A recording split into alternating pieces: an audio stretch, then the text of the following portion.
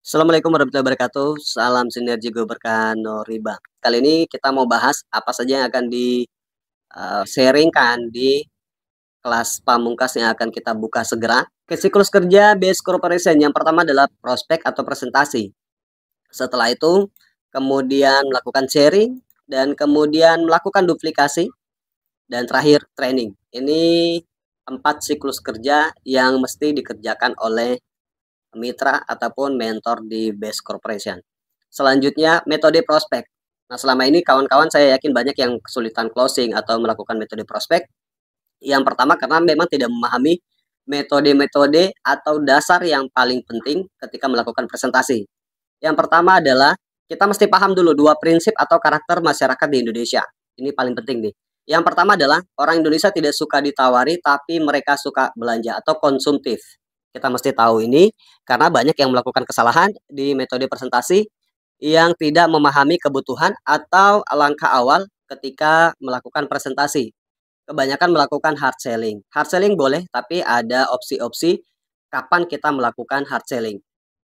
Yang kedua adalah closing terjadi akibat mereka suka, nyaman, percaya dengan yang menawarkan. Nah, ini prinsip dasar atau karakter masyarakat Indonesia pada umumnya.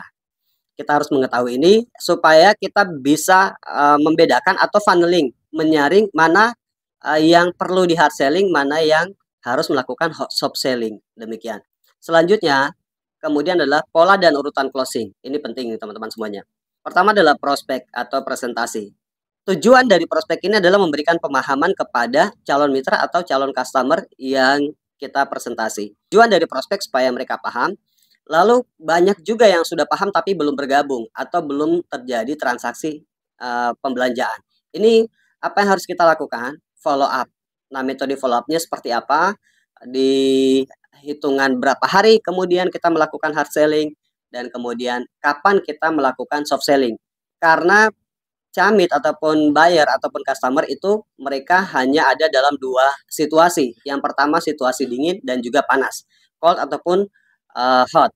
Nah, setelah prospek paham kemudian belum bergabung kita follow up supaya apa? Supaya mereka yakin dari proses follow up tersebut.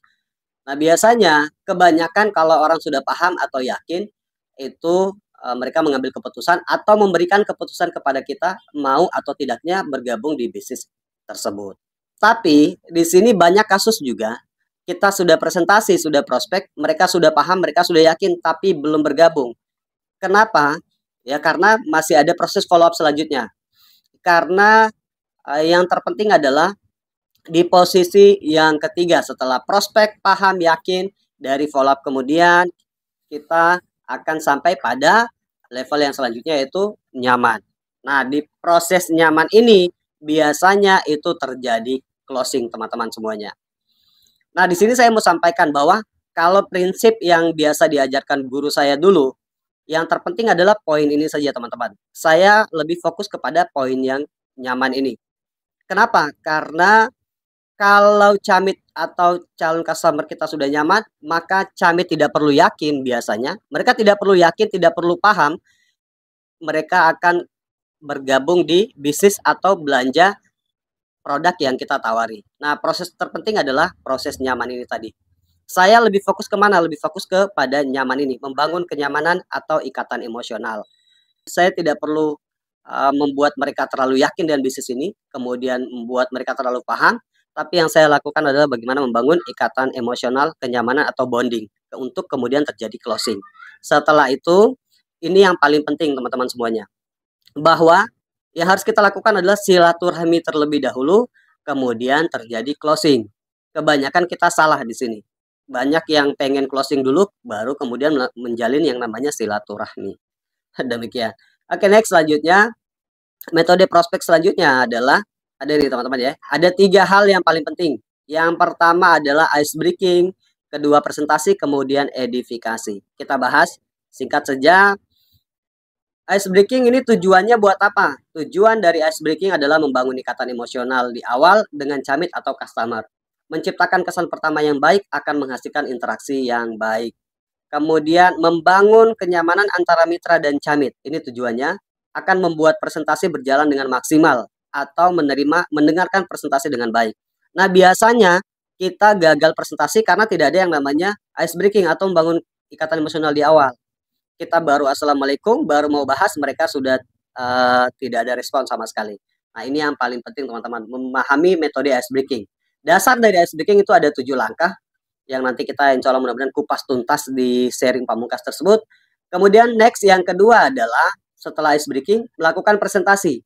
Nah, presentasi ini juga tidak asal melakukan presentasi. Setelah nyaman, kemudian kita presentasi. Tujuan presentasi memberikan pemahaman tentang 4 pilar perusahaan. Kemudian presentasi yang ideal adalah presentasi yang disampaikan tidak terlalu panjang atau lama dan juga tidak terlalu singkat. Demikian. Kita bahas metode-metodenya nanti di sharing pamungkas tersebut. Selanjutnya, metode presentasi selanjutnya adalah edifikasi. Edifikasi ini adalah menceritakan nilai-nilai positif yang membuat camit atau customer tertarik.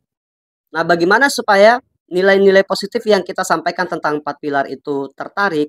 Yang harus kita lakukan adalah meluangkan waktu lebih banyak untuk bercerita secara detail dan antusias tentang pemahaman 4 pilar tersebut.